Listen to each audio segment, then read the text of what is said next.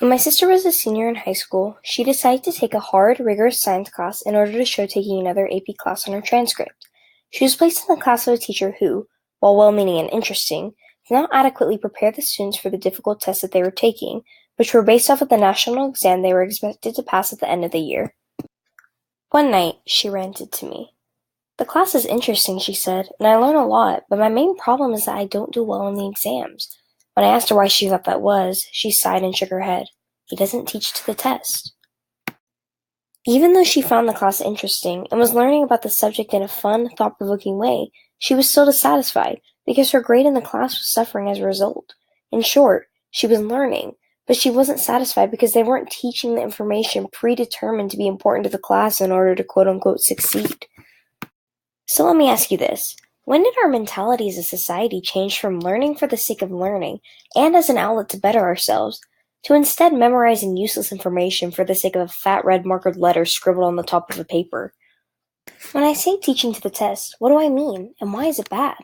Well, Washington Post education reporter Jay Matthews claimed that, quote, "Teaching to the test simply means aligning classroom instruction and curriculum to standards, and that the practice is a good one that should be supported," close quote. However, many teachers rushed to tell Matthews that what he described was not the kind of teaching to the test that they and their colleagues were and still are worried about.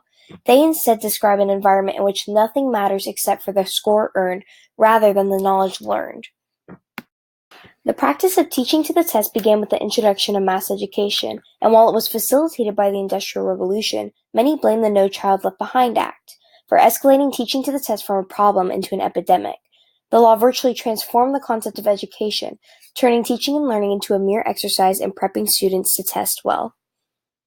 Ron Maggiano, a veteran teacher who's won countless awards for teaching, says this about why he retired early, and I quote, "I can no longer cooperate with a testing regime I believe is suffocating creativity and innovation in the classroom. We're not really educating our students anymore. We're merely teaching them to pass a test. This is wrong, period," close quote. The outcome of teaching to the test can also be summed up in the experiences of actress Alfre Woodard, who tells reporters that, quote, "My sister-in-law is left standing in front of her class with a pamphlet, teaching to the test because everyone must pass," close quote.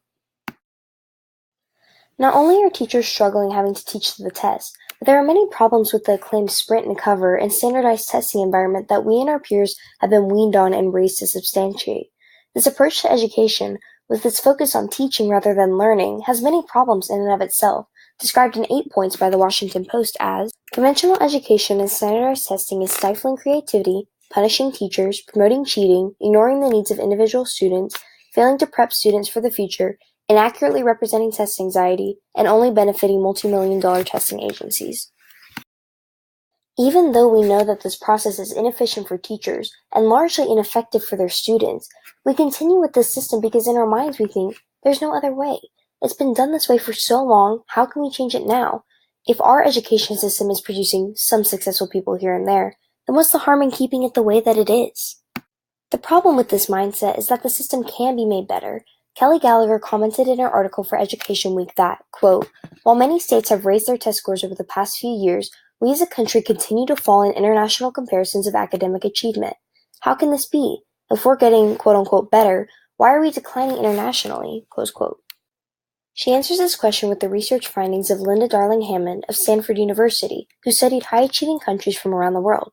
The answer? And I quote, "Because their assessments demand critical thinking, their students are moving ahead. Because our assessments demand shallow thinking, our students are falling behind." Oscar Wilde writes that, quote, "Education is an admirable thing, but it is well to remember from time to time that nothing that is worth learning can be taught," close quote. In our flawed American school system, most of what is taught in classroom settings is forgotten, and much of what is remembered is irrelevant. I mean, when I ask what you learned from freshman biology, how many of you would only be able to remember the fact that the mitochondria is the powerhouse of the cell? In that case, with the standards of our current education system and the constraints on our ability to change the way we learn, what does the future hold for education? Will we continue to languish in our dated system, or will we innovate as humans are programmed to do? For the sake of my children, I can only hope and pray that we will learn to discard what we have always known and choose an innovative world, where we can learn to change for the better.